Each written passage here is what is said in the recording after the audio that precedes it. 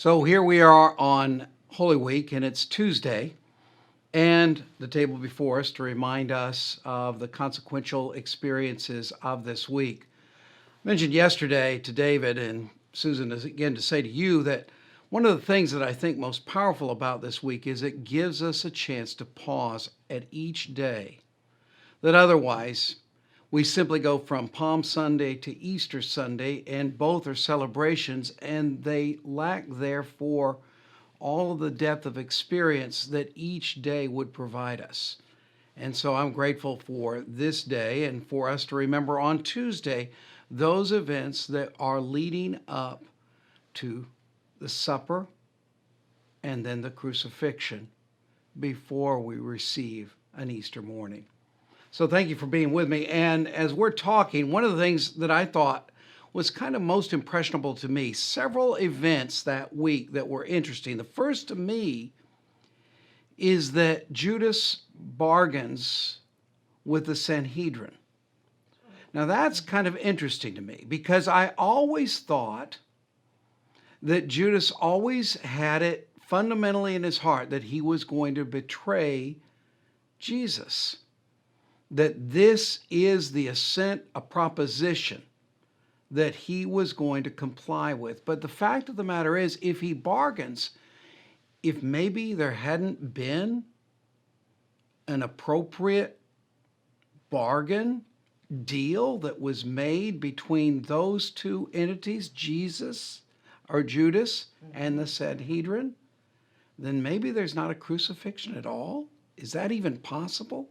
That there's no crucifixion if they can't come to an appropriate sum of money, which reminds me that evil really isn't based on a notion of declaration, but it is sometimes done simply because it appears to be the easiest thing to do. I never start any day, and I've never known anyone who begins the day by saying, I'm going to be as evil today as I possibly can. Nobody starts out that way. But because we compromise, we sometimes find ourselves in a place where we have fallen. And that's unfortunate. But I think Judas doesn't begin Holy Week saying, I'm going to betray him. But he's looking for a way out and simply gives in to the weakest impulse in himself. It's kind of odd to remember that Holy Week happens for each of us, and it happens when we give to the least in ourselves rather than to the proposition of what God has created us to be. That's true, Greg. And I will share in that I think maybe that was a weakness because I think, because everybody had been trying so hard to trick Jesus by asking him all these questions, trying to get him to say something wrong. And then, of course, they said, well, we can't, the crowd just loves Jesus so much, we can't make a public arrest of him at all. That would just create more chaos. But I think when Judas heard that they had maybe wondered, like, how can we get this Jesus? And we're going to have to do it secretly. And he probably sparked an opportunity like, well, I'll just go to the Sanhedrin and just say, well, maybe I can get y'all Jesus after all. That's right. Let's just do it secretly. But it will cost you something if we do. So I think they were so anxious to get Jesus that they were willing to bargain and give him the money that he wanted to do this. So Holy Week really comes because of convenience. Right. And because of fear. Because of fear. Because of fear. Nobody meant, but already the seeds had been sown for the destruction. They had. And I want to share with you that as I was reading that in John chapter 20 and John 12, verses 20 through 23, that I came across this interesting conversation that the disciples had with Jesus there were so many people in Jerusalem at that time. And I tend to think sometimes that it was mostly the Jewish people. But it turns out there were actually Greeks and the Gentiles were also there, and they were listening to the teachings of Jesus as well. And so the disciples came to Jesus and, hey, Rabbi, we have some Greek people that would like to meet you and talk with you.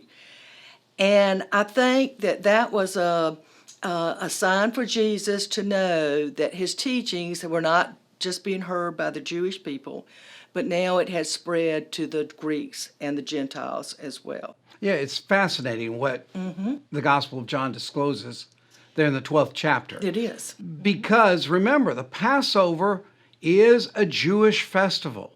So what in the world are Greeks doing there? This is a time when they know that there will be another tribe of another people that are present. And yet they specifically go there because there's something. And it always reminds me that the gospel isn't really just this one moment, but it's a series of moments. It makes me feel better to be a Methodist that way. A lot of faith traditions say there's this one moment of declaration and everything's changed. The fact of the matter is that there are a lot of us that come to the gospel and come to Christ not in one moment that they can remember for all of their life, but a series of moments that have invited them into a deeper and more powerful relationship to God.